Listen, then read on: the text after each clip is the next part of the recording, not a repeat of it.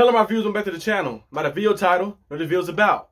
It's my new segment after every loss, hopefully not too many of these, but can we adjust? Can we adjust? I got 5 things I believe we can do to maybe boost this offense. So let's get straight into it. Number 1, I believe, is Jesse Johnson route tree. I feel like Jesse Johnson only run 3 routes. They have him run 3 routes. It was a comeback route, either a curl route, or a 1-yard slant. Now, we've been doing that for the past 3 years. And people was blaming it on Big Ben at first. Remember saying, oh, well, Big Ben can't push the ball downfield because he's older and hit the elbow injury. It was like, okay, now Big Ben is gone. He cannot be the fall guy anymore. It's on Matt Canada. It's on the quarterback that starts, Mr. Trubisky. We had to open up these receivers, let them use their full skill set, and let them get loose and get to some space, open space. Try to mix in some crosser routes, some route combinations, maybe at a dig curl or something like that, or a deep post or something. Just do different routes. Try to help these guys use their athletic ability and talent to get down the field to make some big plays happen for this offense, because we do need a spark. Number 2 is George Pickens targets. George Pickens have not been targeted a lot. He got targeted probably twice the first game, and in the last game he got targeted only 3 times, I believe. He caught 1 for 22 yards. He had a target at the end of the first half for like a Hail Mary, and he had a target on the side where Mr. Trubisky threw it inaccurately. I might be wrong, but I feel like it was only 3 targets. But George Pickens need more targets down the field. He's a big receiver. And last matchup, he was getting matched up with like Jalen Mills. Jalen Mills is like 5'8", and Pickens like 6'2". You see a mismatch? You always have to mismatch. When I'm playing basketball with my friends, we playing 5v5, and I set a screen and I get a mismatch. I'm 6'3", 240 pounds. If I get somebody small on me, pass me the ball. Shaq say barbecue chicken. Give pass the ball to the mismatch to the outside. We had Claypool on the outside, matched up against Jalen Mills. We had George Pickens on the outside, matched up against Jalen Mills, and Mr. Trubisky did not hit on those deep balls. And when he did, it was inaccurate like that. And we tried to go in too late. But it was many times opportunities down the field where they was either single covered or they was wide open, and they did not connect on any of those plays. Number 3, we got to use the middle of the field. We haven't been using the middle of the field a lot for the past 3 years. People was blaming it on Randy Fittner, but Randy Fittner and Matt Canada, there's not really a difference, really. At least Fittner has some credibility a little more credibility, but not really a difference we see. The only difference I've seen was I seen a difference from the defense, from Keith Butler to Terrell Austin. I think Terrell Austin is a very defensive mind. He do got Brian Flores to help him as well, but I see a difference from the defense and how the defense is just kind of working with the loss of T.J. Watt and playing well. But we got to use the middle of the field. I don't see any dig routes. I don't see any crosser routes across the middle. I don't see any post routes.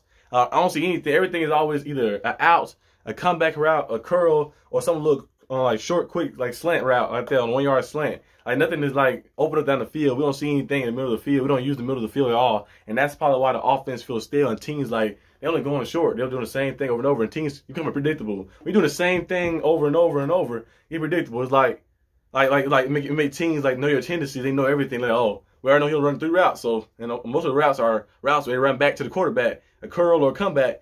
So we really got to guard them too up close. We just play off, and we just close in when they get off that break. And so we got to maybe mix it up a little bit and start using the middle of the field to get this offense going. Number 4, stop the receiver sweeps. I'm getting tired of seeing the receiver sweep plays over and over. The jet sweeps, the receiver handoffs on the outside, because they're not really working that good. It'll probably be a surprise play. When people go in wildcat formation or do a receiver sweep, it'll be a surprise play out of nowhere. And when you call it motion, when you're doing a lot of motion and you just run the ball kind of like that, and and the teams get kind of comfortable, and then out of nowhere you come with a receiver sweep. That's what you're supposed to use like that. Not every game. It shouldn't be constantly called multiple times in the game. I just doing like that. I know you want to get some guys touches, but you can give them touches by throwing a screen pass, or maybe giving the ball down the field, something like that, or doing things to mix them up. But don't have to do the receiver sweeps over and over, because we've been seeing that reoccurring for the past 3 seasons of the same stuff. People were blaming it on Randy Fittner, and then Matt Canada's in the office now. It's the same thing. So there's nothing different. I wish we would have went out and got somebody else, and that would lead me to the 5th option of the thing to change the offense, to boost the offense up. That is to replace the QB. Mr. Trubisky, I had a lot of confidence in him, but I know this is week 2. I don't want to overreact week 2 because we have 15 games left.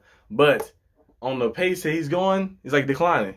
His first game wasn't all that good, and now his second game decline is worse than what his first game was. And then the play calling for Matt Canada has not been good. And now the Steelers do have an opportunity, a good opportunity, because you have short week against the Browns. I don't think the change will happen then.